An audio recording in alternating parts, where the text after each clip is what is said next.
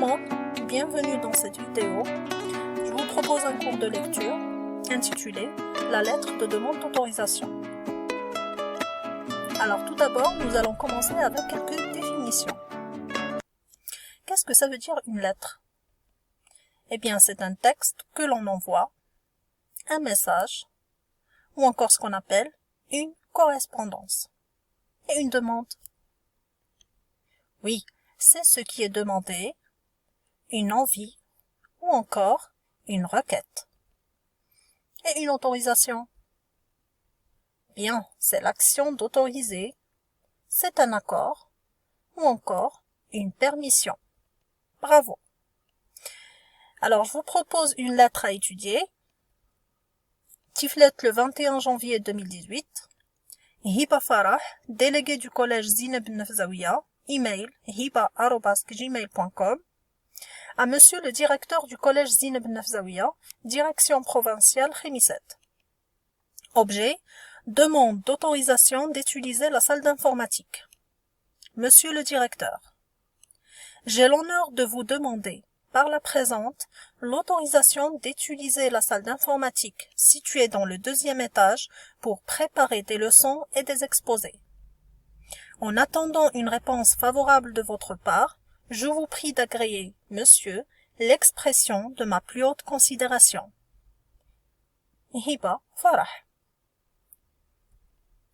Alors, nous allons essayer de répondre à quelques questions. On vient de dire que c'est une lettre. Qui a rédigé cette lettre? Très bien, c'est Hiba Farah. Où et quand cette lettre a été écrite? À Tiflet, le 21 janvier 2017. Bien. À qui est-elle adressée? À monsieur le directeur. Bien sûr, du collège Zineb Nefzaouia. Très bien. Pourquoi Farah a écrit cette lettre? Eh bien, pour demander l'autorisation. Bien. Par quoi a-t-elle commencé sa demande? Par monsieur le directeur. Bravo. Comment s'adresse-t-elle au directeur? Bien, avec respect et politesse. Et comment appelle-t-on la partie où Farah demande l'autorisation et se justifie? C'est le texte. Parfait. Qu'est-ce qu'elle a utilisé à la fin de sa lettre? Très bien, la signature.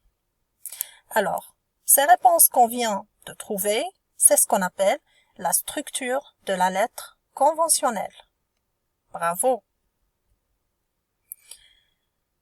Alors, on va reprendre la lettre une autre fois en mettant les parties de la structure devant. Alors, Tiflet le 21 janvier 2018, c'est le lieu et la date. Bien. Hiba Farah, délégué du collège Zineb Nefzaouia, email hiba@gmail.com, c'est ce qu'on appelle les coordonnées de l'émetteur. Bien, c'est-à-dire la personne qui a rédigé la lettre. À monsieur le directeur du collège Zineb Nefzaouia, direction provinciale Khemisset. Parfait, c'est les coordonnées du destinataire, c'est-à-dire la personne qui reçoit la lettre. Objet, demande d'autorisation d'utiliser la salle d'informatique. Cette partie, c'est ce qu'on appelle l'objet. Bien. Monsieur le directeur, c'est ce qu'on appelle dans une lettre la formule d'appel. J'ai l'honneur de vous demander par la présente l'autorisation d'utiliser la salle d'informatique située dans le 2e étage pour préparer des leçons et des exposés. Alors cette partie ou bien ce paragraphe, c'est ce qu'on appelle le corps ou le texte. C'est le corps de la lettre bien sûr. En attendant une réponse favorable de votre part, je vous prie d'agréer, monsieur, l'expression de ma plus haute considération. Cette partie, c'est la formule de congé. Bien. Et pour finir la lettre, Hiba Farah, c'est ce qu'on appelle la signature. Parfait. Alors, je retiens. Dans une lettre de demande d'autorisation, l'émetteur, bien sûr, qu'est-ce qu'il fait? Il demande à qui? Au destinataire. Qu'est-ce qu'il demande? La permission pour faire quelque chose. Bien évidemment, en suivant la structure de la lettre conventionnelle